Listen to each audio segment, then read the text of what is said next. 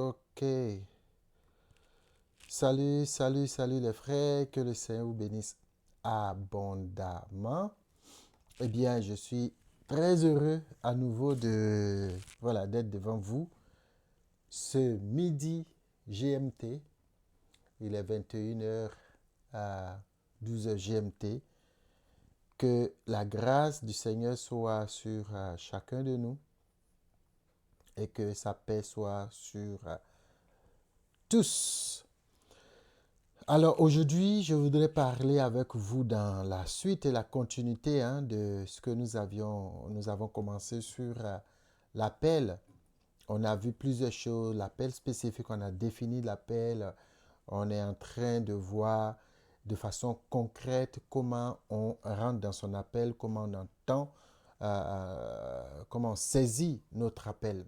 Et la dernière fois, le vendredi dernier, nous avons parlé de l'importance du Saint-Esprit. Et je crois que c'est un élément tellement important qu'il faut insister pour dire, si nous voulons connaître le plan de Dieu, connaître la volonté de Dieu pour notre vie, pour notre appel, il n'y a pas autre moyen que par le Saint-Esprit. Mais en dehors du Saint-Esprit, il y a des choses que nous, Dieu nous appelle à faire. C'est de cela que nous allons parler aujourd'hui, très brièvement, dans les 8-9 minutes qui nous restent. Et cette deuxième chose-là, comme vous pouvez le voir dans le titre, si vous nous suivez après ce direct, c'est la fidélité. La fidélité, je sais que beaucoup de personnes ont du mal à accepter la fidélité telle que le Seigneur veut que nous puissions la pratiquer, nous puissions la vivre. Mais la fidélité, pendant que je préparais un peu ce moment, je me suis rendu compte que c'était un élément pivot, un élément important, primordial si nous voulons rentrer dans nos bénédictions, rentrer dans notre appel. La Bible nous donne l'exemple de la parabole des talents dans Matthieu, je crois, le chapitre 25, euh, où Jésus, parlant du royaume des cieux, va comparer ce royaume-là à un roi ou à une personne qui part en voyage et pendant qu'il part, il laisse, je crois il faut qu'on lise rapidement ce passage, il va laisser donc des consignes à ses serviteurs. Matthieu chapitre 25, je trouvais ça le verset 14. Voilà, le verset 14 dit, il en sera comme d'un homme qui, partant pour un voyage, appela ses serviteurs et leur remit ses biens. Il donna 5 talents à l'un d'eux, à l'autre, et au troisième un talent selon sa capacité, et il partit. Aussitôt, quand celui qui avait reçu les 5 talents s'en alla, les fit valoir, il gagna 5 autres talents. De même, celui qui en avait reçu les deux en gagna 2 autres. Celui qui n'en avait reçu qu'un seul alla faire un creux dans la terre et cacha l'argent de son maître. Donc, quand le maître va revenir dans la suite, celui qui avait reçu 5 talents, il va pouvoir donc multiplier, il va pouvoir agrandir la richesse, augmenter la richesse de son maître, aussi bien que celui qui avait reçu les 2 talents. Mais le troisième, lui, il ne va pas recevoir, il ne va pas pouvoir donc arriver à mettre en valeur ce que son maître lui a donné à partir d'une certaine mentalité. Et c'est de cette mentalité-là que je voudrais parler parce qu'elle est liée à la fidélité. Vous savez, quand on travaille, quand on va à l'école, on veut, c'est pas à tout moment qu'on est en train de faire ce qui est propre à nous. Ça veut dire qu'on est en train de gérer notre entreprise ou bien qu'on est en train de faire quelque chose qui est vraiment personnel. Très souvent, on va travailler dans des entreprises, dans des administrations, et là où se pose le problème, c'est quand dans notre pensée, ou que ce soit vrai, ou que ce soit à tort ou à raison, quand c'est dans notre pensée que le maître, le boss, le responsable, l'enseignant, le maître est quelqu'un de méchant, parce que c'est ce qu'il va dire. Celui qui avait reçu un seul talent, ensuite, Seigneur, je savais que tu es un homme dur, qui moissonne où tu n'as pas semé et qui amasse où tu n'as pas vanné. J'ai eu peur, je suis allé cacher ton talent dans la terre, voici, prends ce qui est à toi. Voyez, quelle mentalité. On lui donne quelque chose à faire. Lui, il est plus préoccupé par l'attitude de son maître que par le travail qu'on lui donne. Et ça, beaucoup de personnes, de chrétiens surtout, tombent dans ce piège-là. Mon boss est difficile, ma patronne, elle est ceci, le maître, il est très méchant. Je crois, pour les élèves, par exemple, les étudiants, on néglige des cours simplement parce que l'enseignant n'est pas gentil comme on souhaiterait qu'il soit gentil. Parce qu'il est méchant, parce qu'il est dur, parce qu'il donne des interrogations par-ci par-là, parce qu'il est toujours à l'heure. Quand tu viens en retard, il te met dehors. En fait, plein de choses, des préceptes ou des, comment on appelle ça, des comment dirais-je? En fait, ce sont des arguments qui ne tiennent pas, qui ne tiennent pas.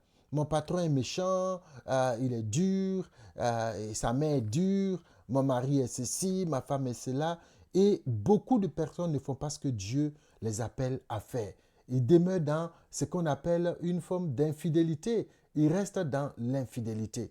Par exemple, j'ai essayé de chercher un peu, quand on parle dans la notion de la fidélité, on retrouve dans la fidélité, on retrouve des notions de dévouement, d'attachement. On retrouve des notions telles que euh, euh, quelqu'un, quand on dit quelqu'un est fidèle, c'est quelqu'un qui est constant. Tu vois, la constance, c'est très important.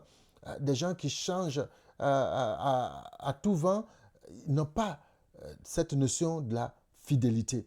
Et j'ai écouté une prédication du pasteur Mohamed Sanogo qui disait, par exemple, la fidélité en elle-même n'a pas vraiment une définition, bien un sens réel, tant qu'elle n'est pas appliquée à quelque chose. Par exemple, on va dire fidèle en telle chose, fidèle pour telle chose. Donc, la fidélité va avec des notions, des principes, des habitudes, mais c'est la constance. Ça peut être avec des affections, ça peut être des sentiments, des habitudes qui vont nous amener à être constants, à être inflexibles sur, en tout cas, certaines choses. Donc, cette notion est très importante, la fidélité. Vous savez, quand on est dans une entreprise, pendant qu'on est en train de faire le travail de notre entreprise, sachant que nous sommes en train de nous préparer pour entrer dans notre appel. Beaucoup de personnes ont raté des opportunités d'affaires, des bourses d'études, parce qu'ils ne sont pas en mesure, par exemple, de parler l'anglais simplement. OK? On n'a pas l'idée d'être parfait, de parler l'anglais comme les Anglais ou les Américains, mais parce que ces personnes ont fui les cours d'anglais pendant qu'ils étaient à l'école, ils sont incapables, ils sont maintenant en affaires, il y a un gros projet qui est là, un gros business qui est là, ils ne peuvent pas le faire parce qu'ils sont incapables de mener une discussion ou même de discuter avec leurs partenaires étrangers qui ne parlent que l'anglais. Vous voyez? C'est pour ça que c'est important.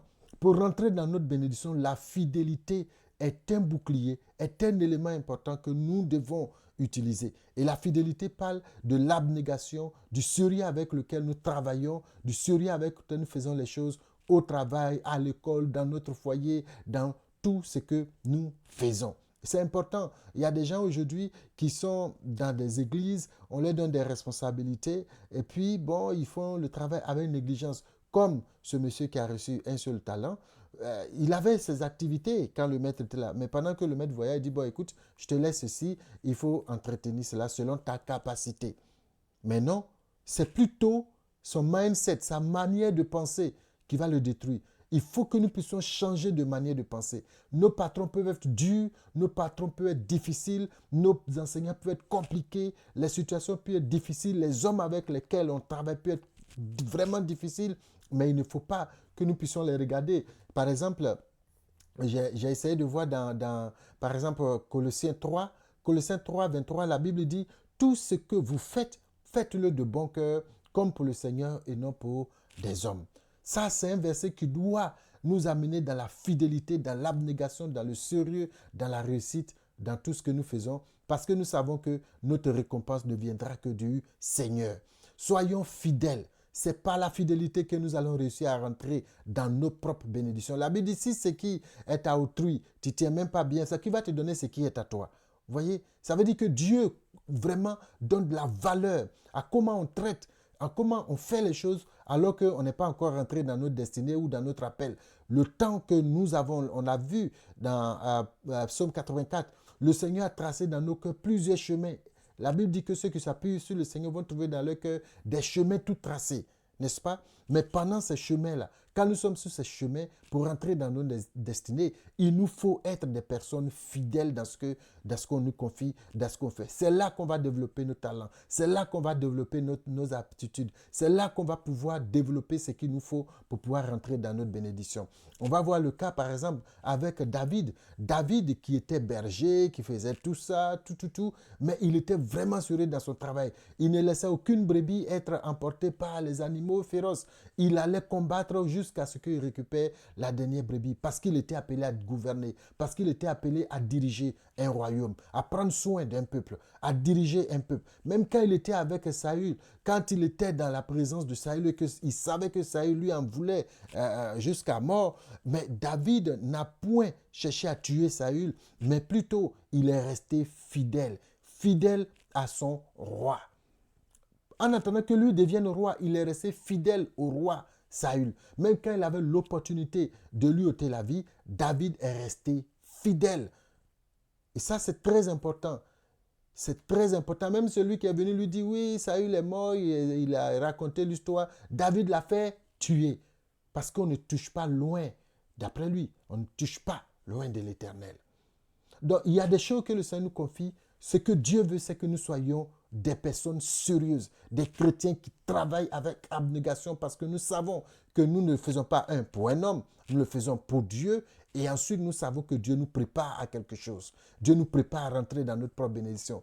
Quand on n'a plus, comme cet homme, quand on a un mindset qui est vraiment quelqu'un de rétrograde, quelqu'un qui, dans ses pensées, se dit, bon, ce travail est tellement pénible ou bien cette situation est tellement difficile, je ne suis pas sûr que Dieu va m'amener de l'autre bord, Dieu va me faire passer de l'autre côté, eh bien, on réagit comme celui qui a reçu un seul talent parce que notre manière de penser, notre système de pensée est tellement négatif et on ne peut pas rentrer dans nos bénédictions. Il n'y aura que les grincements. On ne peut pas rentrer dans le repos que le Seigneur prévoit pour chacun de nous. Donc, alors, on a dépassé largement les 10 minutes, mais je voudrais dire cela, c'est important.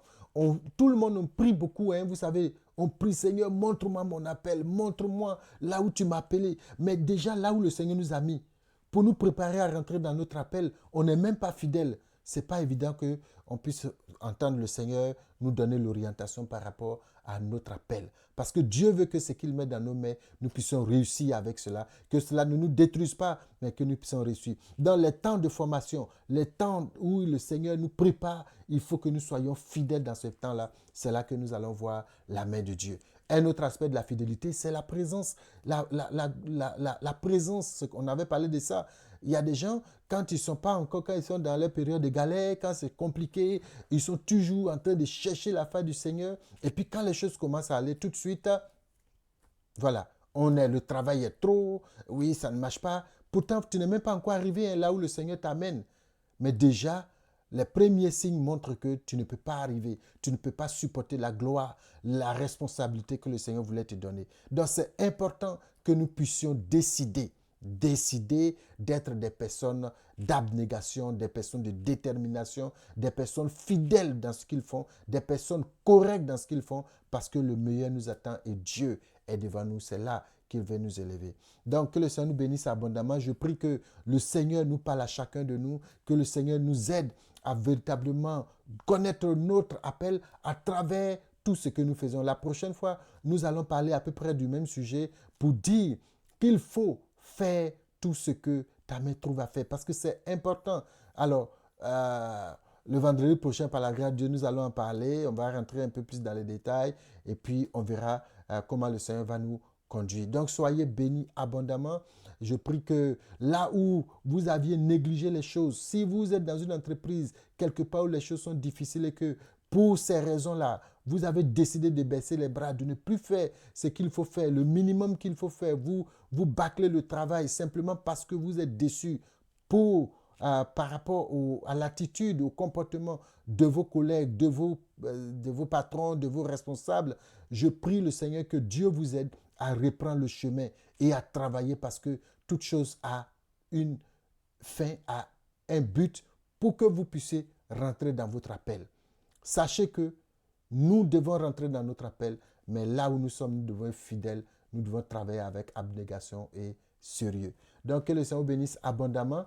Je voudrais en tout cas prier que la grâce du Seigneur repose sur vous et que sa bénédiction soit votre partage au nom de Jésus. Seigneur, merci parce que tu nous as parlé ensemble et ton désir, c'est que nous puissions rentrer dans nos bénédictions. Tu nous as donné des modèles dans la Bible afin que nous puissions suivre ces modèles-là et rentrer dans l'appel que tu as pour nous. Je prie pour mon frère, je prie pour ma soeur qui va certainement se tourner vers toi pour dire Seigneur, pardonne-moi parce que j'ai négligé le travail que tu m'avais confié. Je n'ai pas fait ce que tu as voulu que je fasse comme il fallait que je fasse. Je te demande pardon. Seigneur, je prie que tu pardonnes, que tu repositionnes, que tu restaures. Le vendredi dernier, nous avons dit comme le GPS aujourd'hui nous montre qu'on peut réinitialiser un itinéraire, qu'on peut recalculer un itinéraire, tu es capable de repositionner nos vies et nous attendons à toi. Je prie que ta grâce, ta bénédiction soit sur mon frère, sur ma soeur qui suit cette vidéo, non pas juste pour suivre un frère, mais juste parce que ta parole va lui faire du bien et cette personne va se tourner vers toi pour, Seigneur, reconsidérer sa position afin d'entrer dans sa bénédiction. Je prie que ta bénédiction soit sur chacun, ta grâce soit sur nous. Nous t'aimons, nous te célébrons et nous te louons au nom de Jésus. Merci Seigneur. Amen. Amen. Donc que le Seigneur bénisse abondamment. Et puis, par la grâce de Dieu, on se voit le vendredi prochain. D'ici là, portez-vous très bien et excellent week-end au nom de Jésus. Amen.